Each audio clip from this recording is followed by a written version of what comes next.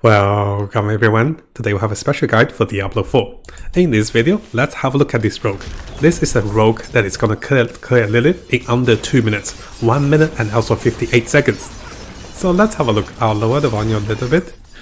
So this is an incredibly strong rogue build I want to be sharing with you guys. So the first stage of Lilith is pretty straightforward. And you can see he's popping a lot of damage. It's like over 1 million damage, and he's actually able to stun Lilith. After stunning Lilith, the first part is over. Pretty good, right? So one of the small tricks over here is notice that he's actually changing skill perks as he fights Lilith. This is actually pretty cool. Because he needs some ability, because he needs to change the spells, he's actually adjusting the skills as he fights the different stage of Lilith. Now we're going to talk about the skill rotations, the skill choices, and also combos very soon in this video. So firstly, we just want to have a look how strong he is against Lilith. This looks pretty good, right? This is insane. Makes me want to play Rogue again. I need to get my friend to try this build. So we talk about the previous Rogue build. This is much stronger upgrade, and I do think this build is very flexible in terms of skill choices, in terms of combinations. So there goes the second stage of Lilith. Let's see what happens to the final part.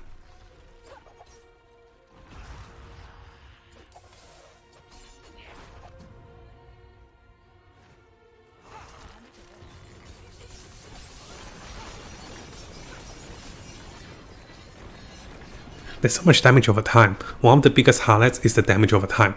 Notice that Lilith is taking a lot of damage over time, and this is incredibly strong rogue in terms of the DPS. He almost died there. He's so well prepared for this Lilith fight. And there we go, guys. This is a 1 minute Lilith clear. Well, it's 2 minutes now. It's 1 minute. So here it took him 1 minute and also 58 seconds to clear Lilith. One of the biggest highlights is this rogue is super durable. And this rogue is designed to play tier 100 nightmare dungeons and also to fight Uber Lilith. So this rogue has so many variety of combination of spells, utility, and also durability. So what I do in this video is I'll share the clip with you guys. At the end of the video, we'll briefly talk about the skill rotations. I have also translated using Google Translate some of the priorities of the gears and also stats. And over here, I just realized the Chinese D2 builder can also translate into English. And that's great, I don't need to do this into D4 builders. I'll have the links available for you guys to have a look. Even though the names here for the legendaries are in Chinese, you can still see the legendary effects, and this is very important. Now do keep in mind, guys, there will be different combination of skills and also different utilities fighting different enemies. Against elites, against bosses, he will be using different combo points and also inner sight in terms of specialization, which we'll talk about in this video. Now, similar to all of our build videos, I'll be working with mobilities and also provide you guys with a cheat sheet of the summary of the spells and also the abilities and also the choice of legendaries. So make sure you guys check the links below, and we'll be updating this build for you guys very soon. So starting off with a guide. This is made by the author Lin Bie Suo Qiu. So this is a Chinese player that is able to clear tier 100 with the nightmare dungeons and also able to clear Uber Lilith under 2 minutes. I was unable to find his content channels and any of the Bilibili channels. If you guys do find it, let me know as well. We want to give the credits to the creators. So coming over to the skills and also choices of legendaries. Let's start with the gears first.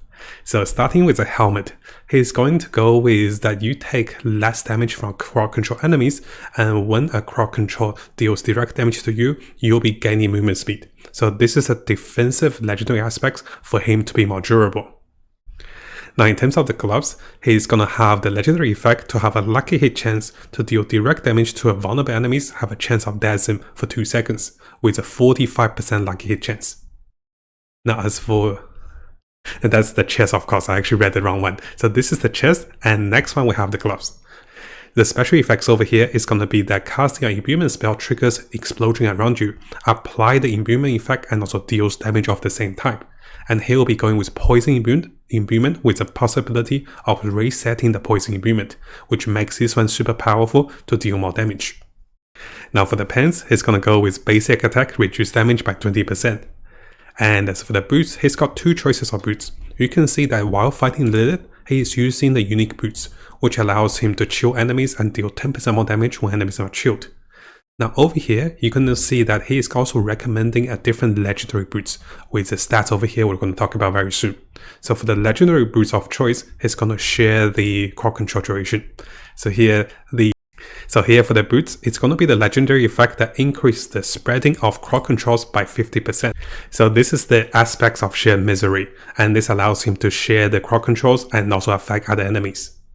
Now coming over to the ranged weapon, the two-handed weapon is going to go with the critical strike chance with the core spells increase attack speed by 25%, and this will become 50%. Now as for the one-handed weapons, it's going to go with the aspect of bursting venom, which allows critical strike with poison imbuement spells have a chance of creating a poison pool, and this will allow your poison imbuement to have no cooldown. While poison imbuement have no cooldown, the gloves will allow you to do more damage with the triggers of imbuement spells. So this is a really good combination. I'm really happy with this combination, because you have no cooldown with poison imbuement, and each time you press poison imbuement, you'll be doing so much damage. And for the other one-hand weapon, it's going to have the skill deal up to 20% more damage when you have maximum resource, and this is really good for the inner side rogue. Now as for the choice of the rings, it's going to have the aspect of corruption, which allows your imbuement spell to have more potency against vulnerable enemies. And as for the other ring, it's going to have the Twisting Blade one, which allows the Twisting Blade to be orbiting around the rogue. Finally, as for the amulet, it's going to go with a 75% armor gain as you deal more damage, and this will make the rogue super tanky. Now before we go over to the choice of the skills, let's come over to the notes over here. So what you're going to see is I have the notes available for you guys with mobilities, so you can see this summary cheat sheet. So you can briefly see the notes over here, and this was tested multiple times and updated. For the weapon choices, it's going to go with the gems with damage over time. For the armor, it's going to go with Tropids, and which allows him to reduce damage when controlled, and also gaining additional armors with the jewelries. So for the rogue guys, you can have a brief look of the stats over here. I won't go through them one by one, but what I want to do is I want to go through additional notes at the bottom. So here for the shoes, notice that he is using the unique boots, right? So the boots he's picking for the Lilith fight is a unique boot. But what you can do is you can also use a legendary boots that spreads the crowd control effect. And this is the particular effect over here with the shared misery. And what he was doing is, he was also having spear boots, which allows to him to have increased artist duration as they fight higher tier nightmare dungeons. And this is a common thing. I have started doing this as well. So notice here I have so many items prepared. I have a boots prepared for 12% Shire buff, and also have an amulet prepared for a 16.5% Shire buff, which can effectively almost double my Shire buff if I do this correctly for higher tier dungeons. Now over here, the interesting part is the skill selection. He will be using couple points to fight normal monsters and also elites, and against the boss he will be using Inner Sight. Now for the Shadow Shield, which is a wrong translation over here, now what we're going to see is, you're going to see his skill choices over here. Now you can see that he is using the Shadow Shield at the moment, but what he's saying is Shadow Shield is a flexible skill. This can be replaced by the ultimate Death Trap for the gathering of monsters. Or you can go with Stealth, which allows you to jump quickly through content and also nightmare dungeons to fight the objectives in the content. So it's very flexible, and he will be unperking and also perking, as you saw in the videos over here. He will be changing his skills in the dungeons and against the boss. And if he can do this very quickly, it makes him super strong. And finally guys, against poison monsters, he will be unperking from the Traps Mastery and also go with Rough Skin, which is a rogue passive that reduces damage over time. If you guys haven't subscribed, it is a really good time to do so, because I'll be covering tons of Diablo 4 related topics and also videos and also guides. We'll be looking to the top meta builds, non-meta builds, leveling up, and also Paragon tricks. We're also looking to the latest events and also official updates and also changes to different characters and also different builds in the game. So make sure you hit that subscribe button and also turn the notification on, because a lot of you who are watching the videos have not subscribed. You can see 80% of the viewers who are watching our videos have not subscribed, so make sure you subscribe to stay tuned for the latest update for Diablo 4. So you can see the rogue is very flexible, very durable, and also very powerful if you know the combinations and also know how to adjust for different enemies. So now let's come over to the skill choices. He will be going with Puncher, and also Puncher makes enemies vulnerable. And over here, he will be going with Twisting Blade.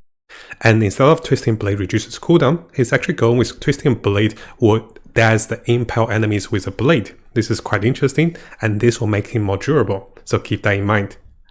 Now over here, he'll be going with damage reduction and also gaining of life when he critical hits, which makes him very high with HP. Now 1 point will be going into Shadow Step, and over here the Shadow Step will stun enemies. 3 points will go into Concussion, which allows him to have more critical chance against knockdown enemies. And here 1 point is into the Daze of knockdown enemies by 0.5 seconds. 3 points is going to Weapon Mastery for more damage. On the next part, we can see the Poison Trap is used to reset imbuement spells with a 30% cooldown, or 30% chance.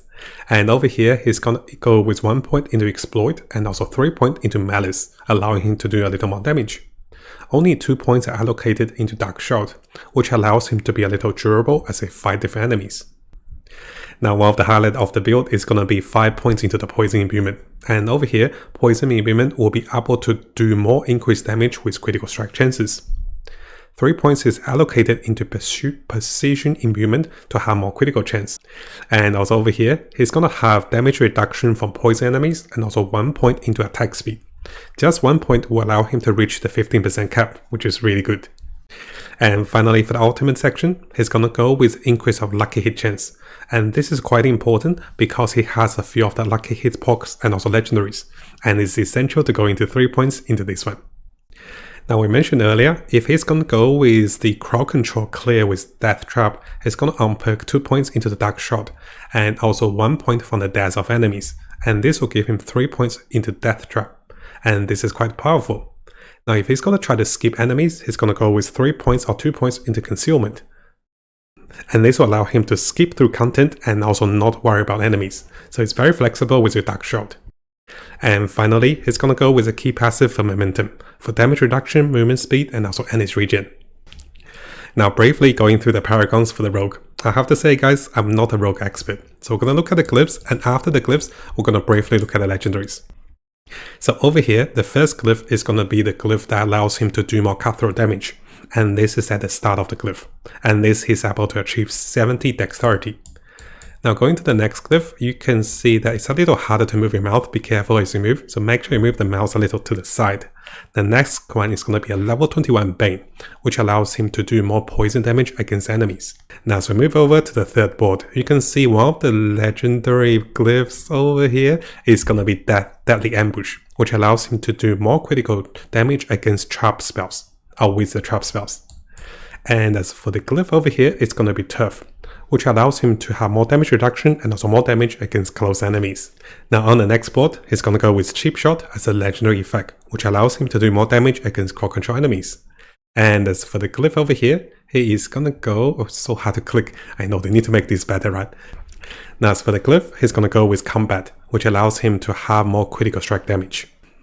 And finally, onto the fifth board, he's gonna go with Exploit, which allows him to do more damage against vulnerable enemies. Now because it's a little harder to go through all the glyphs over here, I'll have the links available for you guys to go through the Paragons itself. You can see the combination of the Paragons, and he has perked into more durability and also more rare mods for more bonus stats. Now coming over to our skill rotations and also combination for the Rogue. You can see this Rogue is very durable, and you can be using your dash as mobility spells, but most of the time you want to stay in a pool of poison, which allows you to do more damage. Now do keep in mind, you do want to be spamming your Shadow Poison Imbuement, because each time you spam this, you can deal more damage. And because it has no cooldowns while you're in the pool of poison, you deal tremendous damage. The goal over here is to understand when to be unperking your spells and also perking your spells over here. And this allows you to be super flexible and also super durable. And similarly, you want to be placing your traps correctly and also dealing more damage with the poison spells. It's pretty straightforward, and because he has shared all the combinations and all rotations, you can see the clips, you can see the fights, and try it out for yourself. Now in the build over here, you can also see there's a lot of comments about this build. After having a look, you can see a lot of players after trying this build, they were able to clear tier 70 with 9-minute dungeons very easily. And if you min and max your gears like said over here, which are the notes over here, I'll have those available for you guys on Mobilitics very soon. And this will allow you to become even stronger to solo Lilith and also to go to tier 90 or even 100 with this build. Now in case you guys didn't know, I'll be live streaming on Twitch again, and I have just started. So make sure to come over to the links below to join us on Twitch live to say hi, maybe ask me questions or share any tips with the viewers. And while you're here, make sure you follow, and if you do have your Twitch Prime, this is a really good time to use your Twitch Prime over here, supporting us with Twitch Prime.